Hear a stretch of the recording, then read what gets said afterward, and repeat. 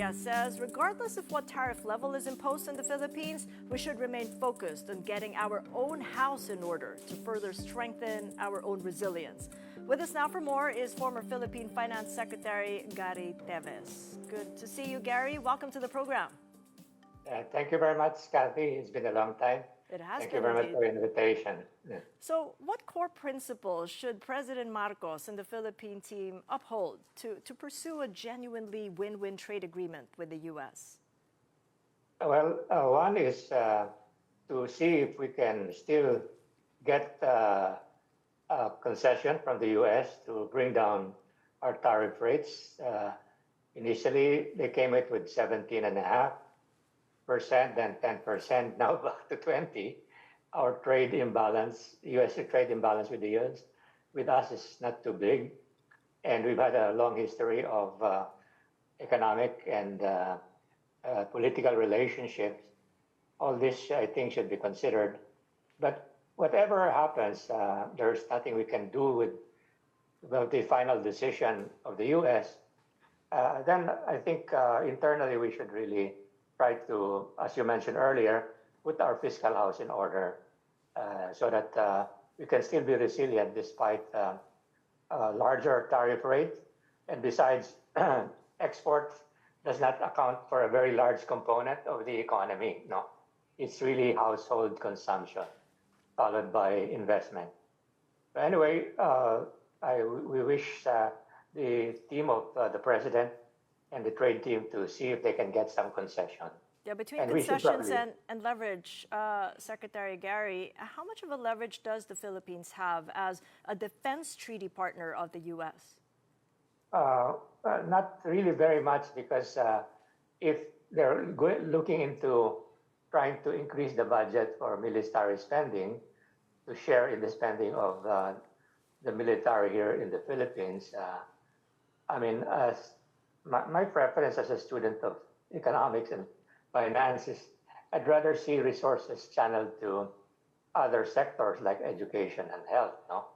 So I think the concession, if any, will be in the field of agriculture. Instead of the minimum access volume, we can open up a bit of our agricultural products, lowering the tariff duties. Of course, this will be a concern to our agricultural sector, but in the end, it will still be helpful, because these agricultural products coming from the U.S. will be brought in at a lower cost, and this will benefit our consumers. No? Well, let me pick up on agriculture very importantly, because the farmers and the fisher folk are concerned that agri-fisheries will be used as a bargaining chip and potentially be devastating for the Filipino farmers. I mean, you've served as president and CEO of Land Bank of the Philippines before you were Secretary of Finance. What is your take on the agricultural sector's concern? Yes, one is, unfortunately, we've been quite centered on helping the rice sector.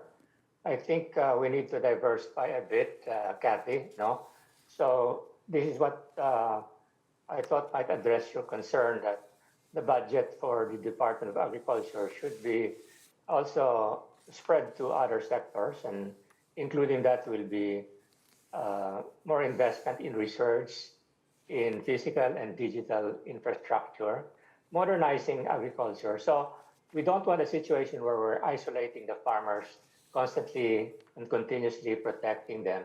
We have to reinforce and reinvigorate them by modernizing them. And of course, this will include a very difficult reform, but it's important to allow for a larger retention limit.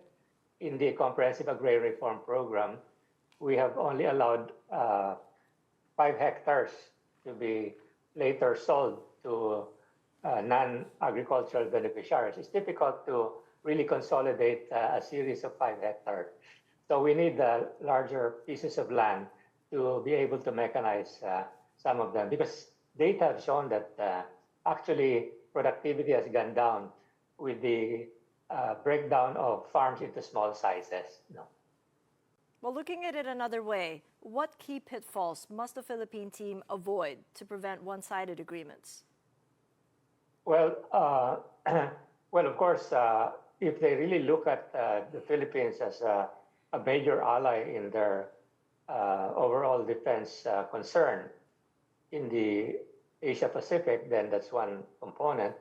Secondly, if you add the services instead of just merchandise exports, Kathy, I think the U.S. is not too badly affected by this trade treaty.